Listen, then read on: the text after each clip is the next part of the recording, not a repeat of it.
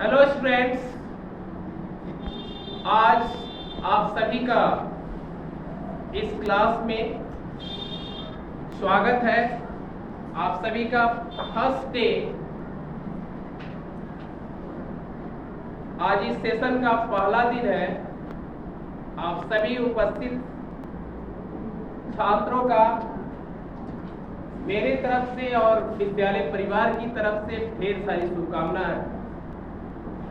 आज हम लोग इस क्लास में फर्स्ट डे का जो क्लास है, क्योंकि पुस्तक आप सभी के समक्ष आप सभी को मिला नहीं है, इसलिए हम लोग आज फंडामेंटल चीज पढ़ेंगे। हम लोग टॉपिक लिए हैं, आज सीखेंगे भाषा। भाषा जिसको अंग्रेजी में कहते हैं लैंग्वेज। क्या कहते हैं? लैंग्वेज। तो आइए भाषा क्या है इसके बारे में हम लोग क्या समझेंगे। तो अगर परिभाषा के रूप में लिखना चाहते हैं तो आप कह सकते हैं कि भाषा विचारों का आदान प्रदान का साधन है। भाषा जो है विचारों का आदान प्रदान का साधन है। क्या है? भाषा विचारों का आदान प्रदान का क्या है? साधन है। या कह सकते हैं कि भाषा वह साधन है जिसके द्वारा हम अपने विचार को, हम अपने भाव को दूसरे के समक्ष प्रकट करते हैं या दूसरे के विचार या भाव को स्वयं ग्रहण करते हैं। भाषा वह साधन है जिसके द्वारा हम अपने भाव या विचार को दूसरों के समक्ष प्रकट करते हैं या स्वयं ग्रहण करते हैं। या संक्षिप्त में हम लिख सकते हैं कि भाषा विचारों का आदान प्रदान का क्या है? साधन है। क्या है? भाषा विचारों का आदान प्रदान का साधन है। हमारे देश में बहुत सी भाषाएं हैं। हमारे देश में क्या है? बहुत सी भाषाएं हैं, लेकिन ओनली 22 भाषा को 22 भाषाओं को भारतीय संविधान में शामिल किया गया है। केवल 22 भाषा को शामिल किया गया है और उन्हीं भाषा में जितने भी सरकारी कामकाज होते हैं उन भाषाओं में किया जाता है। ठीक है? भाषा मुख्यतः 3 प्रकार की होती है। भाषा मुख्यतः 3 प्रकार की होती है।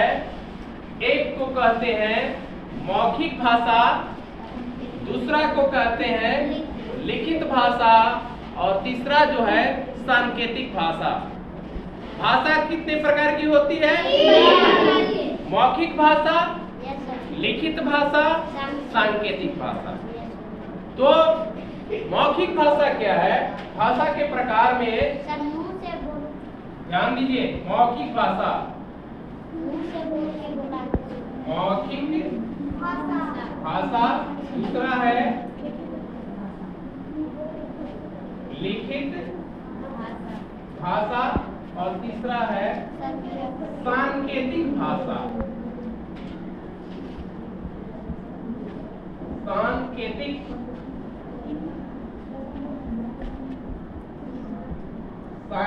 भाषा। सभी बच्चों से रिक्वेस्ट है कि कृपया शांति बनाए रखें और ध्यान से सुनेंगे तो उम्मीद है कि आपको याद करने की जरूरत नहीं है। तो आइए हम एक एक के बारे में हम पढ़ेंगे कि मौखिक भाषा क्या है। तो जो भाषा बोलकर प्रकट किया जाता है, जो भाषा बोलकर प्रकट किया जाता है उसको मौखिक भाषा कहा जाता है।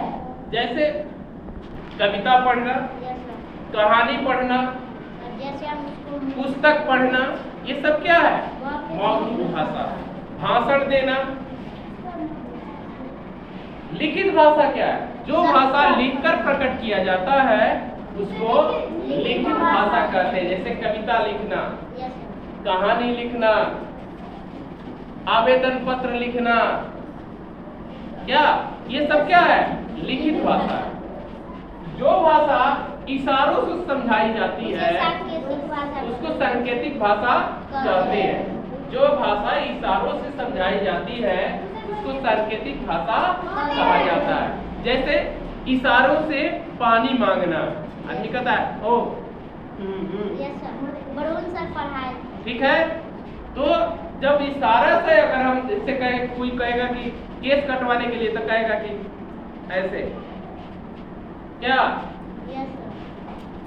या हम लोग इशारों से आंख से भी इशारा कर देते हैं कि बाहर निकल जाओ, क्या, या कहते हैं बुलाते हैं तो ऐसे बुला लेते हैं आ जाओ। कोई चीज लाओ। तो जो भाषा इशारों से समझाई जाती है उसको सांकेतिक भाषा कहा जाता है। ठीक है। भाषा विचारों का आदान प्रदान का साधन है। याद हो गया? Yes sir. भाषा विचारों का आदान प्रदान का साधन है। ठीक है। भाषा 3 प्रकार की होती है, मौखिक भाषा, लिखित भाषा और सांकेतिक भाषा। ठीक है। भारतीय संविधान में कितनी भाषा को शामिल किया गया है? 22 भाषा। कितनी भाषा को? 22। हाँ। और उन्हीं भाषाओं में जितने भी सरकारी काम काज किए जाते हैं उन्हीं भाषा में क्या किया जाता है। हर राज्य में अलग अलग भाषाएं बोली जाती है। जैसे चल जाइएगा वेस्ट बंगाल, पश्चिम बंगाल में बंगला बोला जाता है। ठीक है। तमिलनाडु में चले जाएंगे तो तमिल भाषा बोली जाती है। गुजरात में चले जाएंगे तो गुजराती भाषा, महाराष्ट्र में चले जाएंगे तो मराठी, और आंध्र प्रदेश में चले जाएंगे तो तेलुगु भाषा बोली जाती है। तमिलनाडु में चले जाएंगे तमिल भाषा बोली जाती है।